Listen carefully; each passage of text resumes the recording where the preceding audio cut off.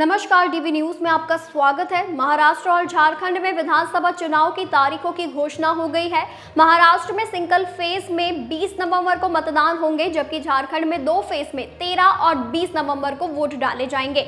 दोनों ही राज्यों के चुनावी नतीजे 23 नवंबर को आएंगे। चुनाव के तारीखों के नजदीक आने के बाद महाराष्ट्र और झारखंड में इंडिया गठबंधन में फूट पड़ती नजर आ रही है। इन दोनों ही राज्यों में अभी तक गठबंधन में सीट बंटवारे को लेकर सहमति नहीं बनी है। झारखंड में राजद ने कांग्रेस की मुश्किलें बढ़ा दी हैं, वहीं महाराष्ट्र में सपा की एंट्री ने सीट बंटवारे को और ज्यादा पेचीदा बना दिया है।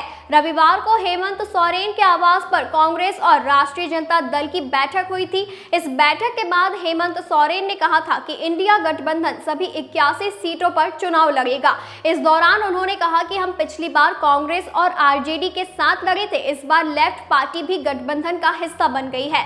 चुनाव में 70 सीटों पर कांग्रेस और झारखंड मुक्ति मोर्चा लड़ेगी। वहीं बता दें कि 11 बची हुई सीटों पर अन्य सहयोगी दल लड़ेंगे, लेकिन कौन कहां से लड़ेगा इस बात का निर्णय बाद में लिया जाएगा। इसके बाद से ये अनुमान लगाया जा रहा है कि जेएमएम 41 और कांग्रेस 29 सीटों पर चुनाव लड़ने जा रही है। अन्य 11 सीटों में 7 आरजेडी और 4 वाम दलों को मिली है। हेमंत सोरेन के ऐलान के बाद आरजेडी ने बगावती सुर अपना लिए हैं। पार्टी के राज्यसभा सांसद मनोज झा ने कहा कि जब सभी दल के नेता रांची में ही मौजूद है तो हम इस बात से दुखी हैं कि गठबंधन की बनावट की प्रक्रिया में हमें शामिल नहीं किया गया। सारे फैसले मैगी 2 मिनट नूडल्स नहीं होते हैं। हमारे पास तमाम विकल्प खुले हैं। महाराष्ट्र में भी विपक्षी महाविकास अघाड़ी गठबंधन के बीच सीट शेयरिंग का फॉर्मूला अभी तय नहीं हो पाया है। गठबंधन में शामिल कांग्रेस, शिवसेना, यूबीटी और एनसीपी के बीच सीट शेयरिंग को लेकर हुई कई मीटिंग के बाद अब मामला बिगड़ता हुआ नजर आ रहा है।